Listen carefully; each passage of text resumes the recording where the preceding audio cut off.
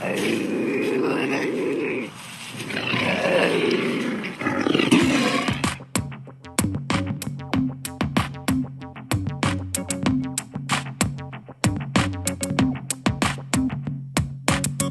blast off in my time machine. Third eye feeling like an Evazine. Blast off, blast off, blast off, blast off. Come blast off in my time machine. Third eye feeling like an Evazine. Blast off, blast off.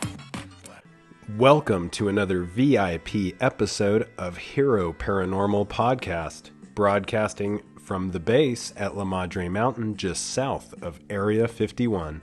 My name is Ryan, the original outlaw of the airwaves, bringing you a humdinger of an epic episode tonight. Firstly, I'd like to say what an honor it was to finally talk to my guest, and secondly, that he wins the award so far for the most accommodating guest that's been on ever. So you'll see as soon as we get to talk to him. So helpful. Everything went so well. Thank him in advance for that. Thank you, Terry. He's grateful to have survived Devil's Den. And he's not on a mission to change people's minds about UFOs or the existence of alien life. But it's a story that has to be heard. He's going to explain why that is, and go into the detail about the incident at Devil's Den. One of the freakiest, and, well, in my opinion, you just have to get the book. But we're going to discuss the ins and outs of the incident at Devil's Den. Definitely look on Amazon, pick the book up, because it was 1977, and he is going to paint us a picture of what was happening over that particular state park during that time. Or hopefully, this is stuff that you may just have to get the book. There's so much that he could talk for days and not cover what the book has. So please go to Amazon, check out the book, Incident at Devil's Den. And if you haven't gone and checked out Hero Paranormal, please go to heroparanormal.com. Feel free to subscribe on many platforms. We're on Spotify now, Patreon. I can't keep track of them all, to be honest with you. And, of course, the YouTube, the regular mainstay stuff, and social media as well. So, and Anchor. Anchor is a great platform. I really recommend Anchor to absolutely anyone thinking about podcasting. It is, if I would have known about Anchor when I started, my life would have been so much easier. Podbean is also another great tool that can be used. So check those out, and check out heroparanormal.com. We have the President of the United States with COVID-19 and the First Lady. A lot going on. And I think we're going to have someone that, well, our audience, our hardcore patron listeners are very familiar with. I'm not going to spill the name yet, but we're going to have a guest that is going to dissect the political arena and maybe give us something to look forward to, because 2020 is just really handing it to us so far. A lot of the stuff that's in the book, The Incident at the Devil's Den, sounds eerily familiar to incidents in the Uinta Basin of Utah and other areas worldwide that people just kind of seem to skim over and not really give attention to. So pay attention to what Terry is going to go into detail about. He is beyond a doubt, such a good author in how he paints the picture of what happened back in 1977. I can't stress enough what a good author he is, what quality writing it is, and it really puts you in the moment. Before we speak with Terry, I want to go into a little bit about the area, which Native American tribes they've measured the area as far as being a little bit strange. There's a reason it's got its name, Devil's Den. But more than that, Terry sent me a ton of photographs, and he's really gone back and looked into the written record, significant battles fought, and, you know, it's not just documenting his experience. His book really goes into detail about all aspects about this unexpectedly amazing experience. It's that bad dream you wish you never had. And Terry does such a good job of explaining it. I just can't wait to have him on. If you didn't check out our last patron episode, oh my gosh, it is epic. I can't stress enough. Some of these patron episodes go into deep details. So thanks to the patrons. You guys are getting some seriously awesome stuff. I'll try to keep it coming as fast and as consistently as possible. Thanks for your patience when I'm on the road overlanding and jumping from one paranormal hotspot to another as I have been. It's been very difficult to record, be on the road, be in the truck. I mean, it's tough. And they're not small drives. A lot of these places are, you know, the Uinta Basin of Utah is very far from Nevada, from where I'm at, and it is also very far from some of the other areas that I'm going to. But I'll keep those coming. I try to update social media as possible, and I can't keep steady content stream nonstop like some people can because I'm not tied to my desk. I'm actually out doing stuff, and I've got a family too, so that's tough. And everybody's got to make a living, and this is not my primary source of income, so that's difficult. It's more of a passion project, I guess, and that's a good thing. So I want to keep it that way. Let's keep it rocking. We're going to bring the heat tonight. Take a seat, pour a cup of your good beverage, whatever that is, and get ready for Terry Lovelace to paint you a picture of 1977 and the incident at Devil's Den. Terry, welcome to the Hero Paranormal Podcast, my man. How are you? I'm good, man. Oh, I'm so honored to finally talk to you. I'll tell you, out of all the cases, I come across a lot of the cases that I come across, you know, they leave impressions on me. But of all the cases, and first kudos on your book, the writing is phenomenal. It really puts you in the moment. And, you know, it takes you there for all of our audience. And I really appreciate that. Thank you. Yeah, it is. It is amazing. I wanted to ask you, so it's. I don't know where to start. I have so many questions, and that's the problem here. This has the fingerprints of so many different things all over it. I mean, you could go in the 411, missing 411 direction. You could go in a lot of different directions. It's 1977. Put us there in that state park with you, and kind of let's go into detail about the incident at Devil's Den. Sure, I'm happy to. Just a little bit of background. I was working with a guy. I know we have 45 minutes, and that's a little light, so I'll cut to the chase. A friend of mine named Toby, we worked together. We were both first responders. We were medics and EMTs in the Air Force, stationed at Whiteman Air Force Base, about 80 miles or so southeast of Kansas City, near Sedalia, Missouri. But in the middle of nowhere.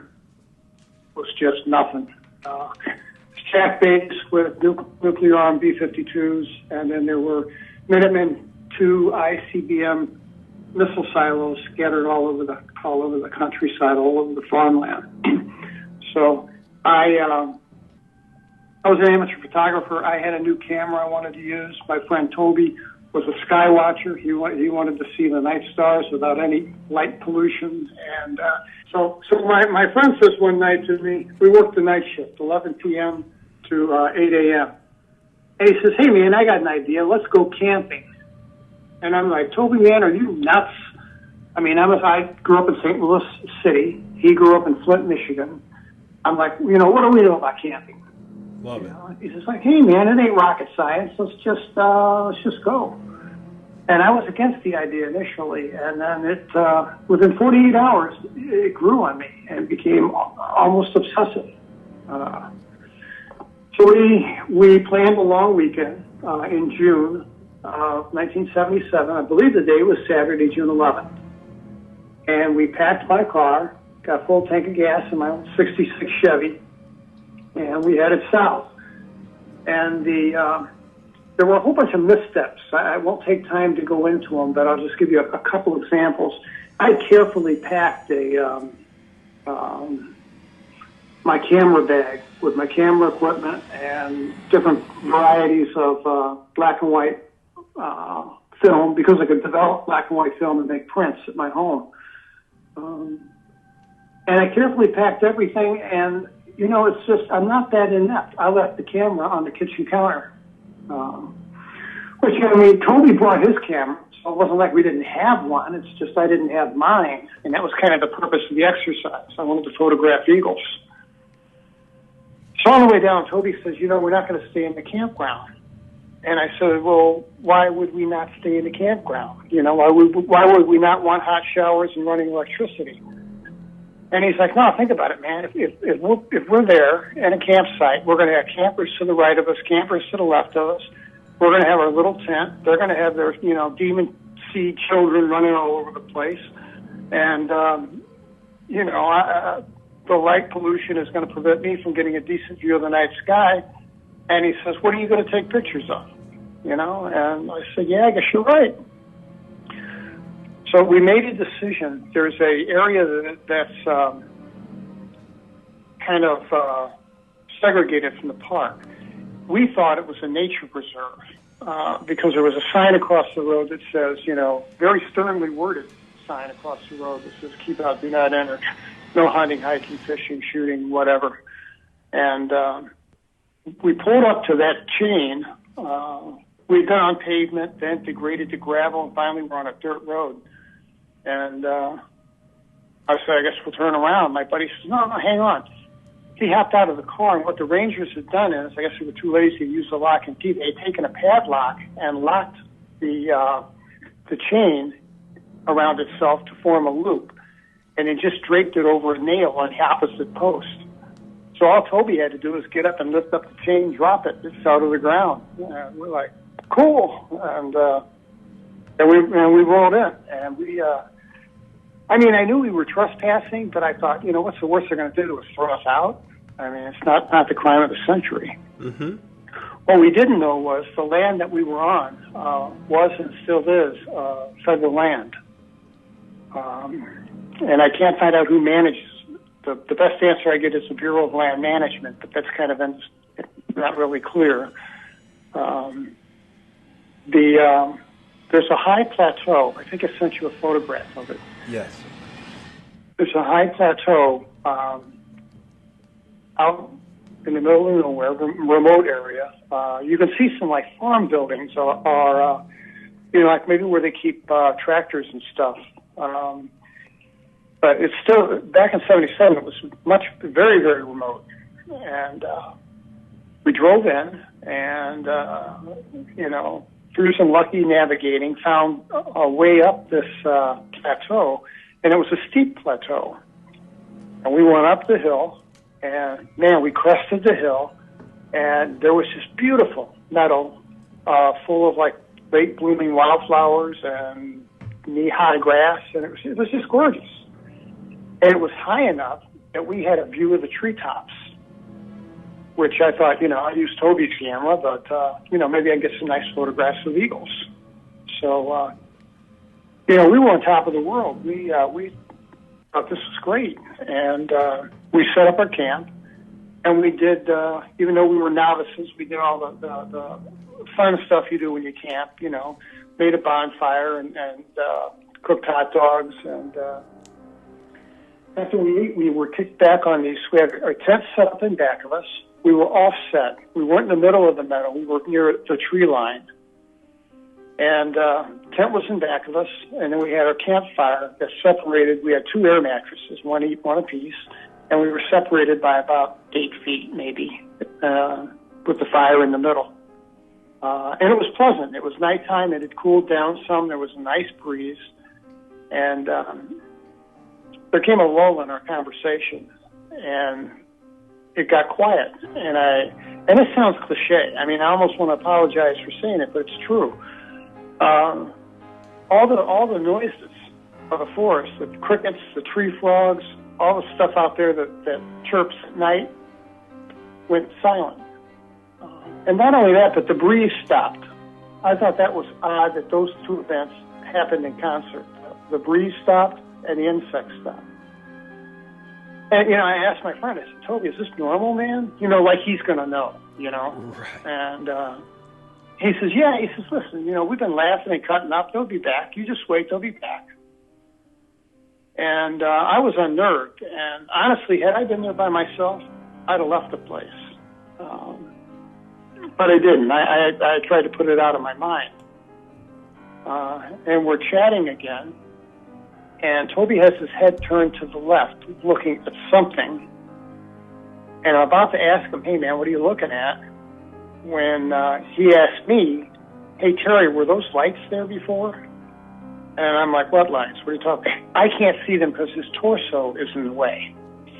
So I kind of stand up and take a step back, and then I can see them. They're right on the horizon, but they're kind of off the horizon, above the horizon. They're too high up in the air to be like lights from a train or a parking lot or something.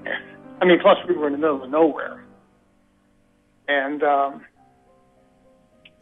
these three points of light were in a tight little triangle, each point being about as bright as the North Star. So they were very bright. And they just looked unnatural there.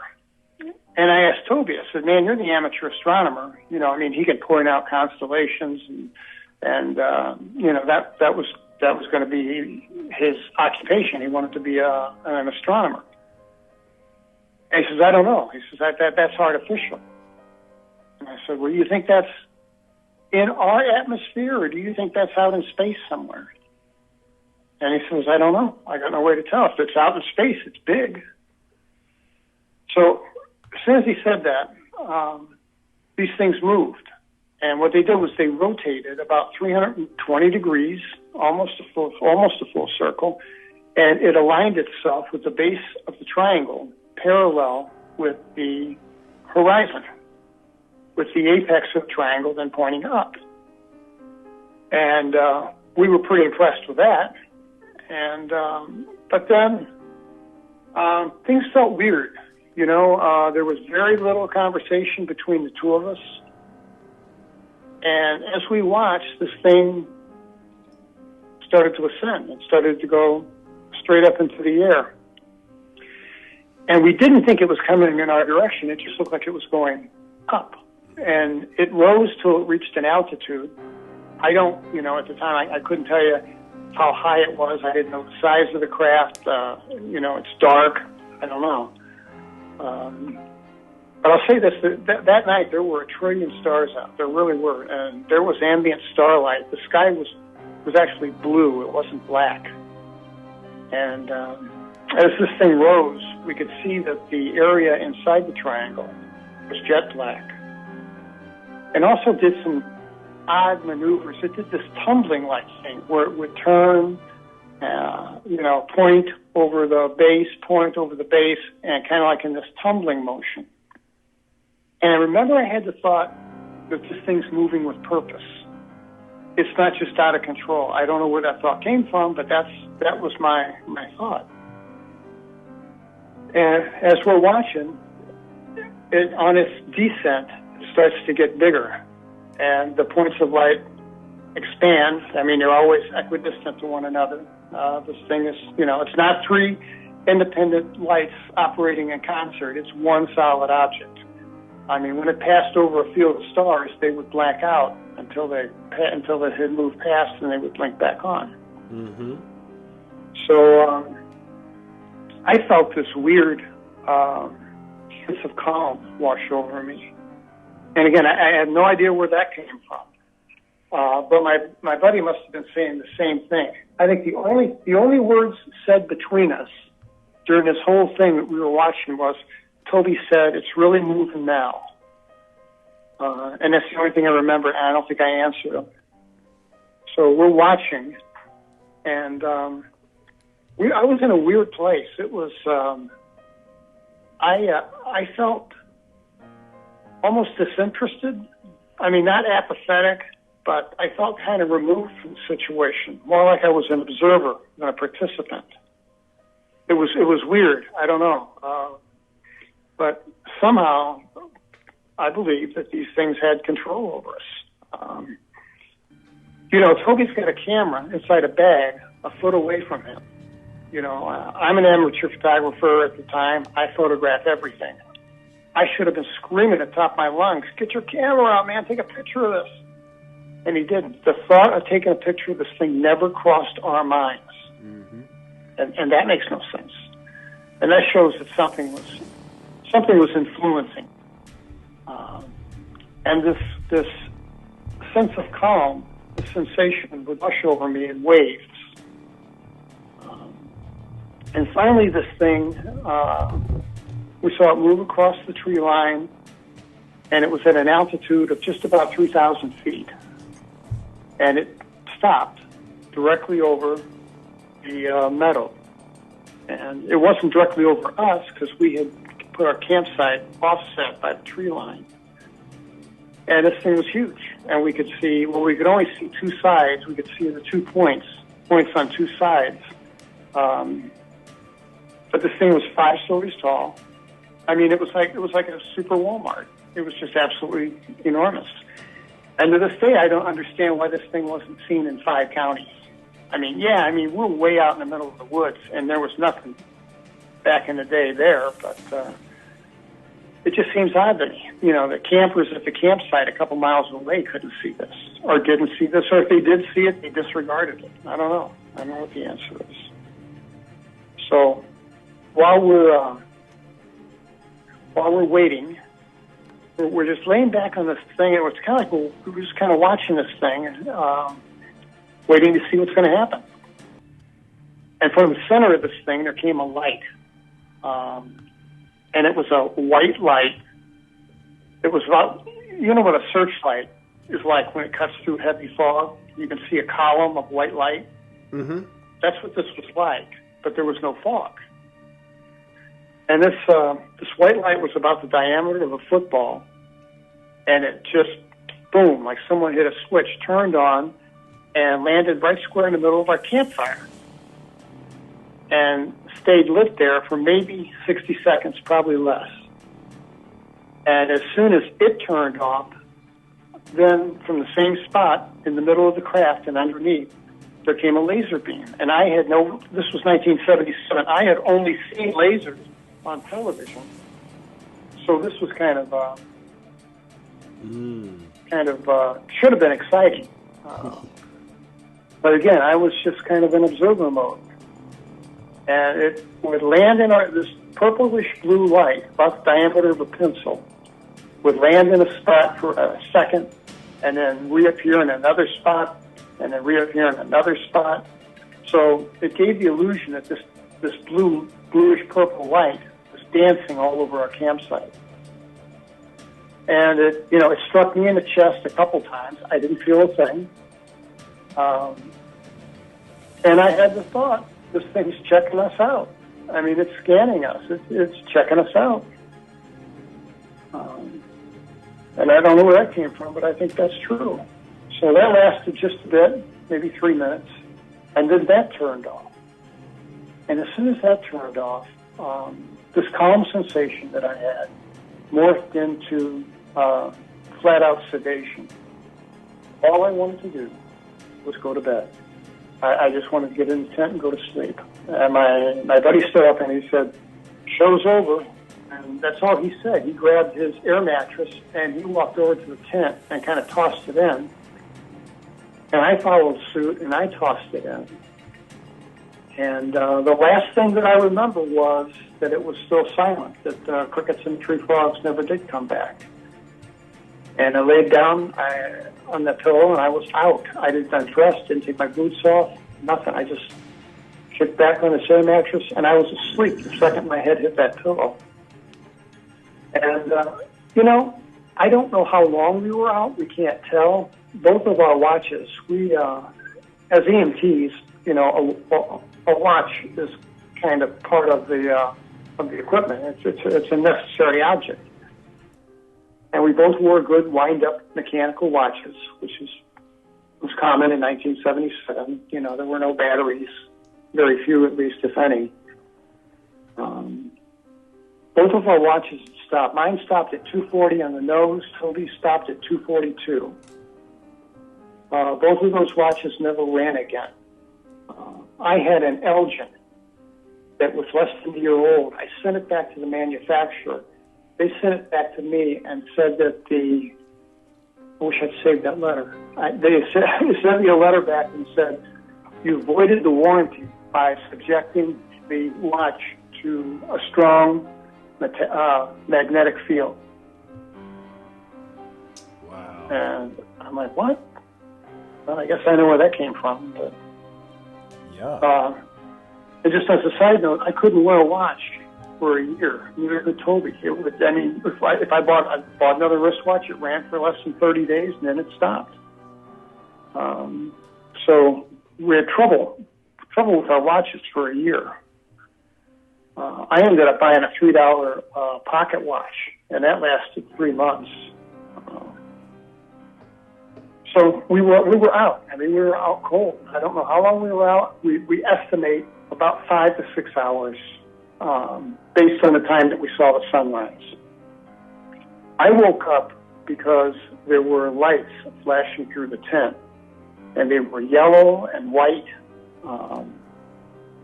And these lights were so bright, they would light up the inside of that tent. I mean, like a ballpark at night. You know, it's like a light bulb, like a flash bulb from the 60s going off. You know, the kind that would make you see a blue dot in front of your eyes every time you blink for an hour. I mean, it was just incredibly bright. And I'm kind of out of it. You know, I don't have my wits about me. And I'm like, where am I? Oh, yeah, we're camping. I'm there with Toby, and we're camping. And I thought, these lights, I reasoned that they must be the overhead flashing lights of like a park ranger's truck there to kick us out. That was the only logical explanation I could think of. Yep. And I sat up. As soon as I sat up, I realized I was in pain. I had joint pain. And I looked down at my boots, and my boots were undone, almost all the way down. And I thought, what the heck? Because I knew they were fully laced when I went to sleep. And I took off a boot, and my sock was on sideways. Now, you know, one of the things they teach you in the military is to take care of your feet. I mean, if you can't walk, somebody's got to carry you, and that takes two people, you know, out of action. Mm-hmm. So you got to take care of your feet, and I do to this day. So I would never do that. So that confused me. But I'm still not scared. I'm still thinking there are park rangers out there. So I take the time, I put my socks and boots back on, lace them up, turn my attention to the left, and here's Toby peering out of the tent, out of the flap on his side of the tent. And Toby was African American. He had dark skin, and there were tear tracks down the right side of his face. And in contrast with that bright white light, that tear track kind of lit up, so I could see he was crying, or at least had been crying. And that scared me. And I'm like, Toby, what's out there, man? Is it park rangers? Who's out there? And he puts his finger up to his lips, kind of in the universal, you know, be quiet thing. And he says, be quiet, I think they're still out there. And, you know, I could tell from the look on his face. I'd worked with this man for 3 years, and I could tell from the look on his face he was terrified. So I opened the flap of my tent, and I looked out, and I saw two things.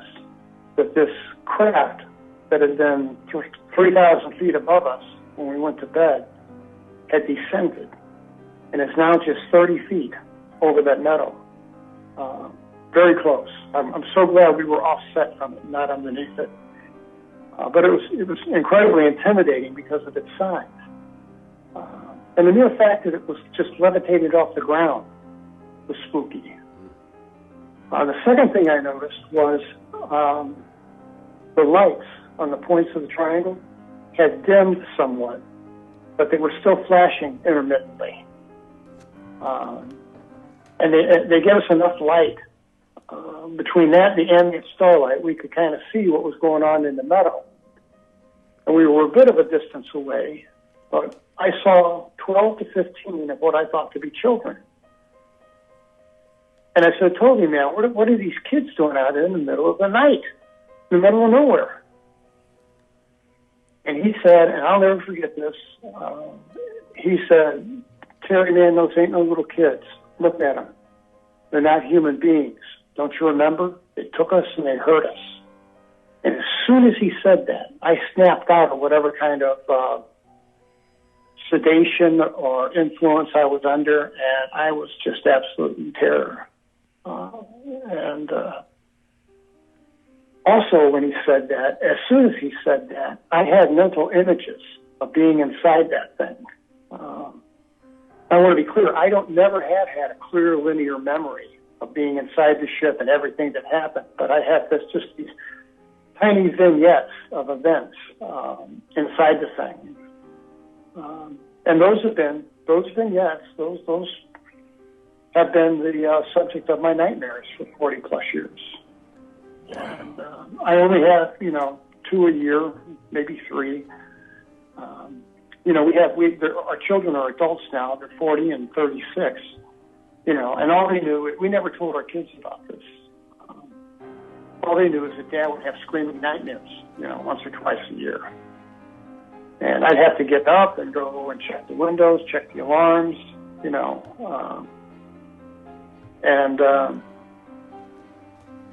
so we're watching these little guys walk around this meadow, and we can tell they're not like looking at the ground. They're not looking for something. They're just walking around like tourists.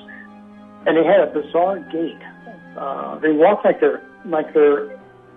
their knees were hinged almost somewhat backward, because when they walked, their knee would move back, and it gave them a real peculiar gait. They walked funny.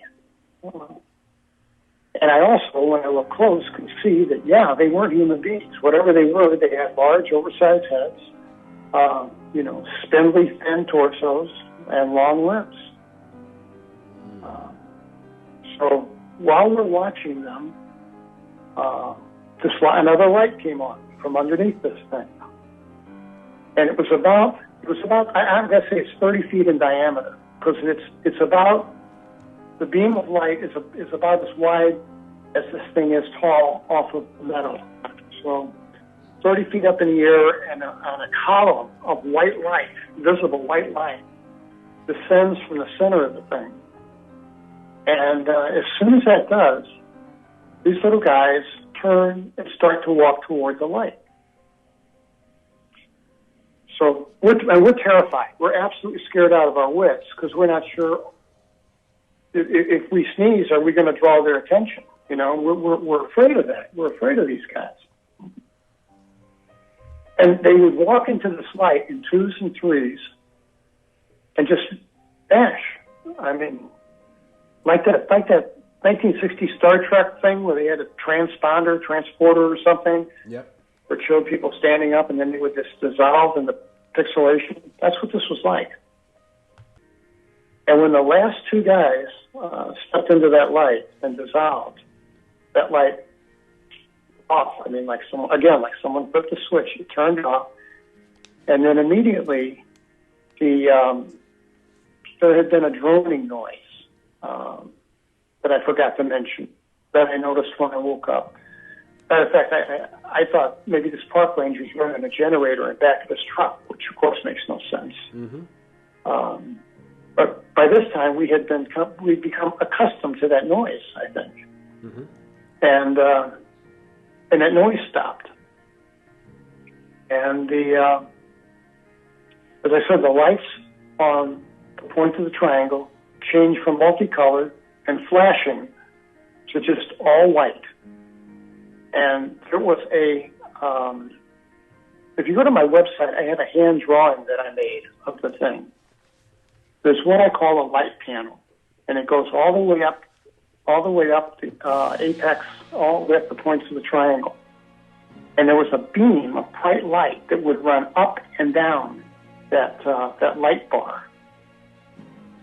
And I thought, yeah, that's what makes it look like a twinkling star in the sky. Instead of just steady bright light, it makes it look like a star. It's a disguise.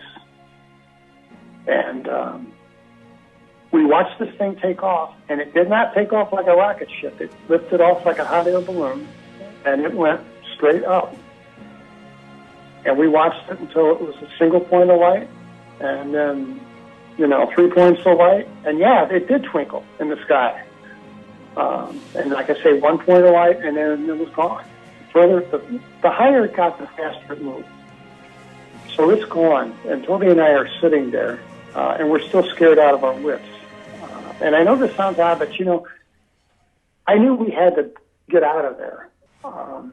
And all I had over my head was a piece of canvas. But I felt that piece of canvas gave me cover. I wasn't vulnerable. I wasn't out in the open. And to dart to the car, we're going to have to be in the open, for the 20 yards or so to the car. And Toby's like, man, we just got to do this. And I grabbed my wallet. He grabbed his flashlight. And we ran to the car and hopped in. Hit the locks, turned on the dome light, checked under the seats, make sure we were alone. And I got to tell you, to this day, I will not walk across an open space. I'll walk 1.5 miles around rather than cut across an open field because I still feel vulnerable. Mm-hmm. And we drove as fast as we could north. We got back to the base. Something that's important I should mention, too, is this event changed us. We were different people. My wife would tell you, we were different people than we were when we went down there. We went down there as kids, I think, and we left there as adults. We were a lot more serious and a lot more, we were just adults. But the weirdest thing was, here this guy was, he's my best friend, my coworker. On our days off, we play cards together, we, have a beer and barbecue, and we just had fun together. We were just friends. And suddenly, I wanted nothing to do with the guy. Mm-hmm. And I could not reconcile that emotion, and I can't to this day. But that's what I felt. I felt like I did not want anything to do with this guy. And I found out that that's not that uncommon. I had, since I put my book out, Devil's Den, I put an email address in the back of the book and said, email if you've had an experience. And I've got over, as of 2 days ago, I cracked 1,400 emails from people. I get up every morning and return a couple of emails from people. I return everybody's email. But I've got a core of about 600, maybe 700 stories that had this incredible thread of commonality through them. Two people witness something and they drift apart. Family members witness something and they don't talk about it, won't talk about it. Years later, somebody brings it up at a Thanksgiving dinner and that was it. Dinner was over. Everybody went home. So it's not that unusual to have that emotion. So we got back to the base. Our wives took us to the hospital. I had like 103 fever. I was extremely dehydrated, acutely dehydrated. And I also had flash burns to my eyes. Flash burns are what like an off-roader would get if they didn't wear that hood. And it's a sunburn to the cornea of your eye. And I can tell you it's painful. It feels like you have sand in your eyes. So on the way back, I'm trying to deal with that. Because as soon as the sun comes up, man, pain in the eyes is just terrible. Toby, whatever they did to me, I think they gave him a double dose because he is just curled up in a ball in the big bench seat of my old Chevy. And he's just out of it. So when I went to the hospital, they gave us separate rooms. They kept us apart. Toby got one exam room. I got the other. And remember, I'm a member of the hospital squadron. These people are all my friends. I know them all. I work with them. Medical people take care of their own. So I had the most thorough medical exam of my life. But I had to keep my eyes closed because I was so photophobic from this burn to my eyes. But I do recall the growl of a Geiger counter. And it growled, and I knew that it shouldn't be. And, I'm on a base with enough plutonium to destroy Europe, so, plutonium radiation is an issue there. And they never mentioned that. They diagnosed me as being acutely dehydrated. And I had sunburn. I had the worst sunburn I'd ever had in my life. I was burned under my arms, the soles of my feet, my scalp. Everywhere was burned. And the doctors could not understand that. And one of them joked, "What, did you take off your clothes and get on a rotisserie and, sit in the sun for a couple hours?" And nobody else thought it was funny. I sure didn't. But that's how badly we were burned. Never peeled, never blistered, though. It was painful. So I get into my private room. They keep the lights off for my comfort. And they treat me well, of course. And one night, I was there 3 days and 2 nights. On the second night there, my night nurse came in with a sedative for me to help me sleep. It's like 9 p.m. And 2 guys in blue business suits followed her into the exam room. And there was one guy about 50-ish with a flat top haircut like they had in the 60s. It was out of style back in 77. And then the other guy was about 30 years old, much taller. But the older guy was obviously in charge. And they carried themselves like cops. They were police. And they made no effort to hide their shoulder holsters with their revolvers visible. And they told the nurse, the old guy told the nurse that that's going to sedate him. It's going to have to wait. We have to ask some questions to Sergeant Lovelace. And then, for no reason, he said in a really mean voice, "And shut the door on your way out." And I thought, my God, that's uncalled for. A little civility here. I was scared out of my wits. I'd always been a straight kid. I'd never had any interaction with the police in my life. I didn't know anything. I didn't have the benefit of an education, life experience. I certainly didn't have a law degree. And he pulled up a chair next to me, and his second pulled up a chair on the other side of me. And first they read me my rights under the Uniform Code of Military Justice. And then they put on the guy in charge put on his little, drugstore eyeglasses to read. And like I said, read me my rights. And he starts off with, the park rangers found your little campsite down there, and you left everything there. And we did. We left our tent, we left our cooler, we left Toby's backpack, and that's how they found us. Toby's backpack had his name and address on it, and both Toby and I lived on the base in family housing, NCO housing, on base. So my guess is the park rangers found that chain. We can put that chain back up when we left. Found that chain down and probably drove in to investigate and found a campsite. So this guy's grilling me, and he's using techniques where I've seen in law enforcement from my days as being a district attorney. I know a little bit about this police interrogation methods, and in retrospect, it was mostly drama. And, Toby and I had made the pact that we weren't going to tell anybody we saw a flying saucer. This was 1977. I think they'd have put us on a psych ward and we'd have been discharged from the military. And I didn't want a medical discharge. I wanted to finish my enlistment and finish school. So, all we told the doctors was we were feeling funny. We went to bed, and we woke up sick as dogs, and here we are. So I told the same story to this OSI agent. And, he insinuates, well, I think you're planning on going back. Are you guys growing marijuana down there? Is that what this is all about? Is there a little marijuana plot down there? And, of course, that scared me to death because in 1977, that would have been a very big deal. And he kind of wraps things up, and he laid out some forms for me to sign. And I said, sir, what are these? Understand, I can't read. I've got, burns to my eyes that they treat with salve in my eyes, so everything is blurry. And he flips the overhead lights on that they had kept off for my comfort. And I'm like, that's painful. And I said, sir, what are these forms? And he said, son, these are waiver and consent forms.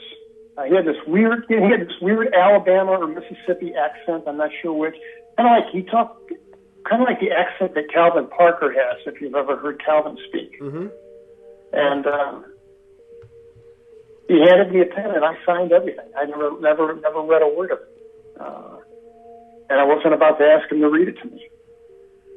Right. So he scooped up those forms, put them in his briefcase. As I said, the captain left, and it was just me and the major, the guy in charge, alone in the room. And he packed his little briefcase thing, and the head of my bed was right near the door. And he put his hand against the door so no one could come in without him knowing it.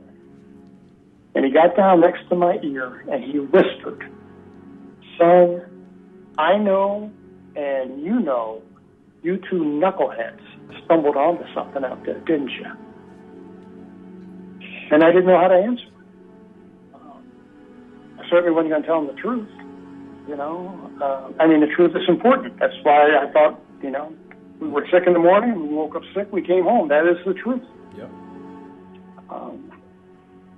And he said, I didn't answer him, and he said, oh, I think you know what I mean. I know you know what I mean. And he says, all I want is your camera and your film. Oh. And this can all go away. Whoa. And without thinking, I blurted out, sir, I never took a single picture of it. And he just smiled. And that was confirmation.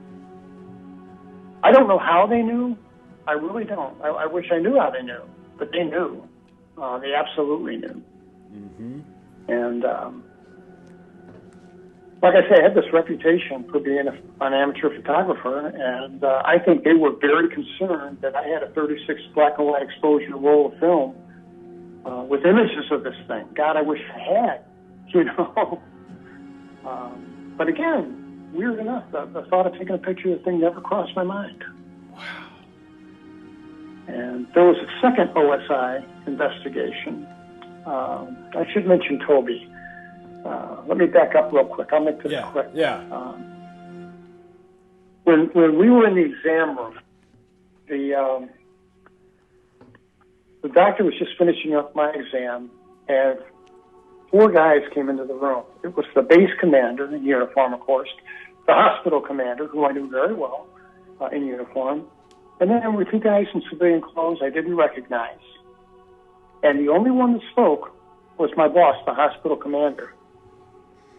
And it wasn't the usual friendly conversational tone. Yeah, there's difference between an enlisted man and an officer, But we usually have a conversation. He walks in and he says, Sergeant Lovelace, you're to have no contact with Sergeant Tobias in any way, shape, or form. That means no talking, no telephone calls, no messages through any third parties. You're not to give him anything. He's not to give you anything. And on and on and on. He would as far as say, if you're at the base exchange and you're shopping and you turn around into the frozen food aisle and he's there, you'll immediately turn around and walk in the opposite direction. So he goes through this whole litany thing and then re-emphasizes, this is an order, Sergeant. If you disobey it, there will be consequences. Do you understand? Well, I didn't understand the reasons, but I understood what consequences meant. So I said, yes, sir. And they left. And that's why they didn't put us in the same room. And they segregated us.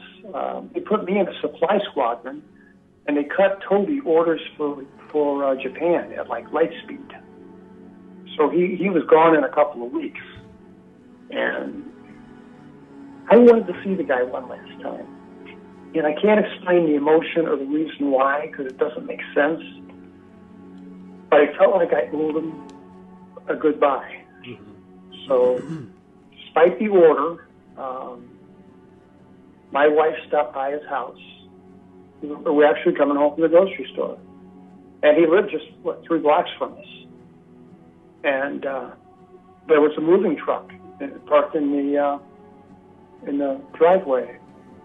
And my wife says, "Don't do this, Terry. You know, these OSI people scare me." And I said, "Look, I'll be real quick. I'm going to shake his hand, wish him well. He's been my friend. I owe him that at least." And I hopped out of the car. She was driving. It's her little Carmen Ghia. And I ran up to the door. Same doorway I've walked through 100 times before. But this time when I opened the door, I announced myself, and I said, "Hello, anybody home? It's me." And Toby's wife walked by, and she had something in her hand. I think it was either a lamp or a box or something, but they were moving.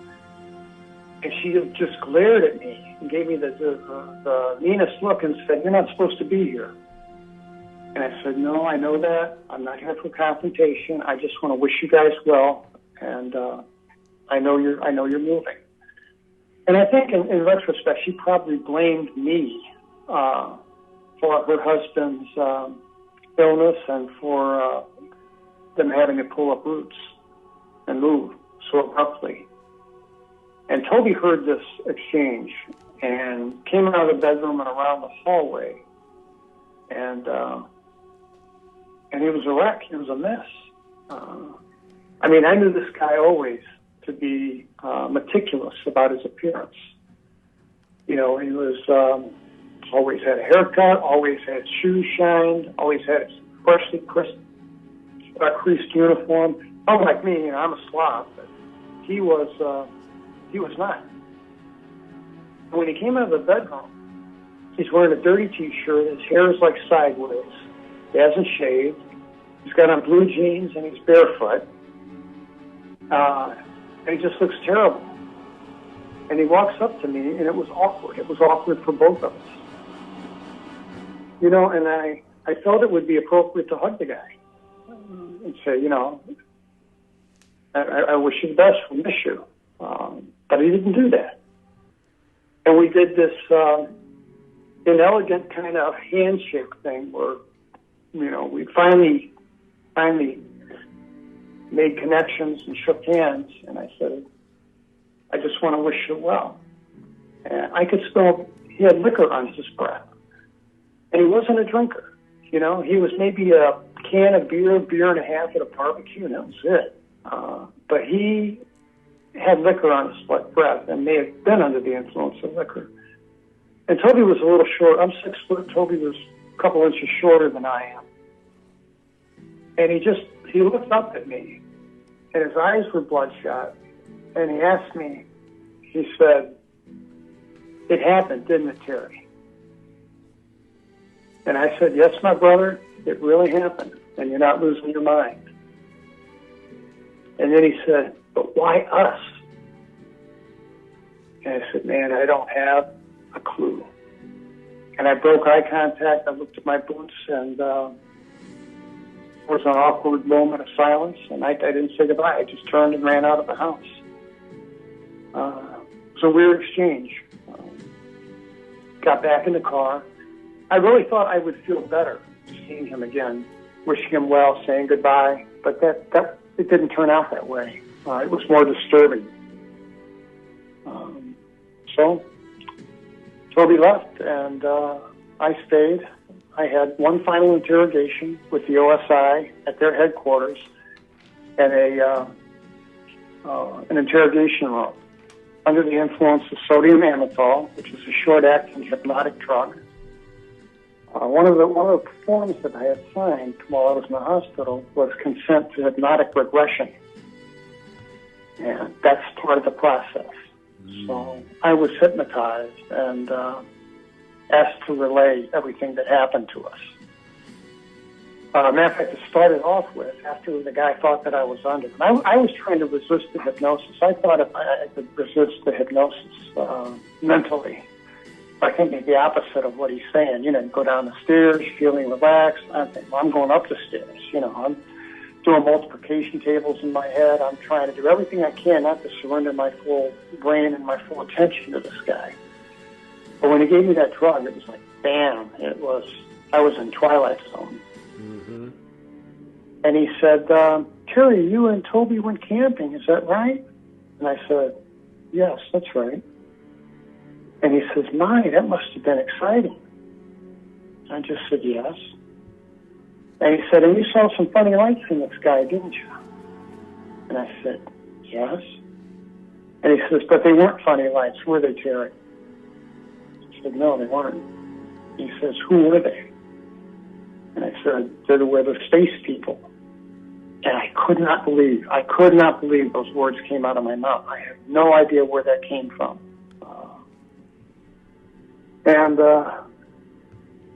This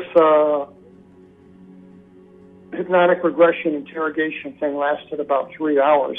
The point of the exercise was they wanted to find out, was I truthful with these agents, and did I have any film? They were concerned I had a photograph of this thing. That was the whole purpose of this exercise. And, you know, since I didn't, I told them the truth. No, I don't. No, I don't. And they believed me. And brought me out of hypnosis and cut me loose, and that was kind of the end of that adventure. And I got out of the Air Force in '79, and that was the end of my enlistment. So there's a lot more that happened afterward. I'll just briefly mention because it makes sense. I had never had an intention of telling this story to anyone. We didn't tell our kids.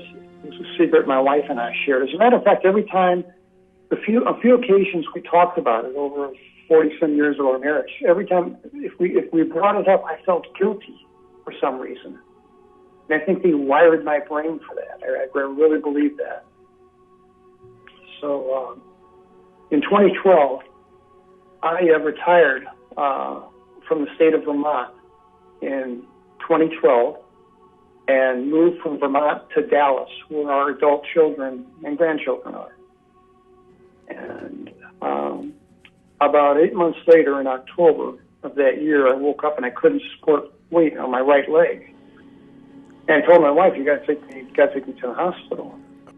The only medical care I had was I had free medical care from the VA. So take me to the VA. Went to the VA emergency room, and they wheeled me into X-ray. And X-ray technician took a lot of shots. Took a lot of shots of my thing, and asked me, "Have you been in an accident or had a shrapnel wound or something that would account for a piece of metal in your leg?" And I said, "No, look, I never left the States, and I've never done anything to that knee other than maybe have a skinned knee as a kid." And she looked confused, and she said, "Well, the radiologist is going to come down and take a look at your films." I said, "Okay." So radiologist comes down, looking very annoyed, and he walks in, and he pops up the films on a light box. And he says, "Well, I can tell this." And he walks over to me, and he pokes me in my knee and says, "You're going to have a scar right about here." And I said, "Doctor, I don't have a scar there." And he says, "You got to have a scar there because," and he pointed out the image. You know, it's like a little transistor or something about the size of a fingernail with 2 wires attached to it. Mm-hmm. He said, for this object to be as deeply embedded in your tissue through your fascia, it can't violate the integrity of your skin without leaving a scar. There's got to be a scar there. Mm-hmm. And we argued about it, and you know, I took my pants off again, and he examined my leg for 10 minutes and looked disturbed. And he said, "No, I don't find a scar." And I said, "Well, doctor, let me ask you, how often is it that you find a foreign object in the body and there not be a corresponding scar?" And he said, "Never." He said, "I've been a radiologist 23 years. I've never seen that before." And he says, "There's something else I want to show you." the guy was almost sympathetic. He popped up the second view, which was a side view of my leg. And in my calf muscle, there's a collection of like tic-tac-like objects that form like a flower or make a floret pattern. Mm-hmm. And with a little dot in the middle. And he says, "You got these bones in your leg." And before I saw the x-ray, I said, "Well, hell, what's wrong with that, Doc? I'm supposed to have bones in my leg." He says, No. And he showed me, and it was weird. I mean, as an EMT, I knew a little bit, paramedic, I knew a little bit about human anatomy, physiology, and I knew that there were no bones inside the calf muscle. And it was shocking. And I'll tell you, it was like a slap in the face to see it, because it brought back these memories from 1977. And I knew these things had put their hands on me. And that was just creepy. That was just awful. Mm-hmm. And he said, bone tissue doesn't just sprout in the middle of a muscle. That doesn't happen. Much less do they arrange themselves in a symmetrical pattern like this. That just doesn't happen. And he said, "I don't know." But they did find I had what's called a Baker's cyst. It's common. It's a benign cyst under my kneecap. And these things in my body were just found by happenstance because I developed this cyst. And the cyst has the two things in my leg, the implant things, had nothing at all to do with my leg pain, mm-hmm. my inability to support weight on it. Wow. So that changed things. That brought back, again, nightmares became a lot more frequent. And 2016, I was determined I'm going to write a book and I'm going to tell the world about this. And I did. And it feels good to do that. And I enjoy telling the story. It's a little bit uncomfortable to tell, but I enjoy telling the story. I think the message is important. And the message is that we're not top dog. We're not at the very top. We are. They are so far above us in all regard that. And if people don't believe this stuff is real, that's fine. Everybody is entitled to their opinion, and I'm not here to change anyone's mind. But I would just say, listen to people, look at the evidence. Yeah, sure, there's a lot of stuff out there done with Photoshop by people trying to deceive you. But there are a lot of legitimate people out there, like myself, that, have a reputation. I lost all my respect of all my peers in the legal community when I did this, but I don't care. I made more friends in the UFO community. I found out who my real friends were. Mm-hmm. So that's pretty much where it stands. Such an amazing story, and I love that you're not out to change people's minds about UFO or the existence of alien life, and you're grateful to have survived the Devil's Den. I think it's something everybody should read, and I'm honored that you've come on the show. Where can our listeners go to support you and keep up with everything you have going on? Yeah, I have a website. It's Terry Lovelace, one word, terrylovelace.com. I don't keep the website up to date, unfortunately. I'm lazy, but there's some amazing photographs on there for people to look at. And my book is available in Kindle, in paperback with photographs in the back, and I made an audiobook that I recorded in my own voice. So, and they're all on Amazon and only on Amazon. I also have a second book that needs to be out there, and I hope to have that out soon being a couple of months. If you're interested in the topic, read the book and decide for yourself. And I appreciate the opportunity to be here, and I thank you.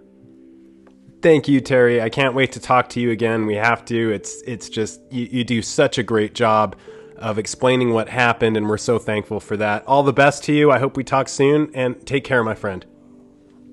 You too, man. Take care. Bye-bye. I'm telling you guys, the attention to detail and the the experiences that Terry had. Wow.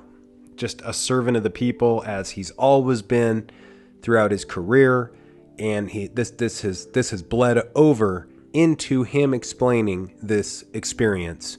And what a quality individual, what quality writing, and what a blessing to have him on the podcast. Can't thank him enough.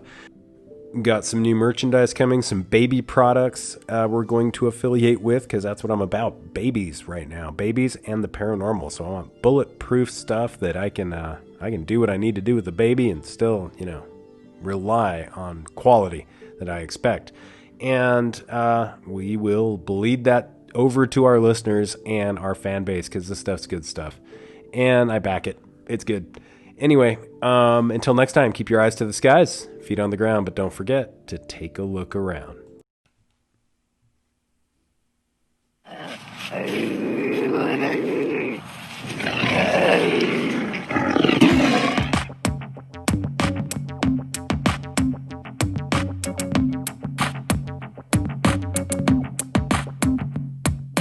Come blast off in my time machine. Third eye feeling like an Visine. Blast off, blast off, blast off, blast off. Look, Visine for the third eye. It's levels and you can catch me where the birds fly. Blast off in the time machine. Blowing on that light green straight line of beams. Beezy, take it easy what they tell me. Boy, I'm so deep, not even Lucifer can help me. And I'm going so hard, not even Lucifer can stop me. Talking bitches, Somali, Maseratis, and paparazzi. I'm going kamikaze as soon as a nigga trip. Two-step, I do mines like this. DeLorean, historian, her story, and we partying. Back to the future like Michael J. Fox. I throw that cock, she feel some type of way. She hot, but it ain't gonna change a thing with this pimpin'. I ain't with that simping. Can't you see we on a mission, baby? Come blast off in my time machine. Third eye feeling like it need Visine. Blast off, blast off, blast off.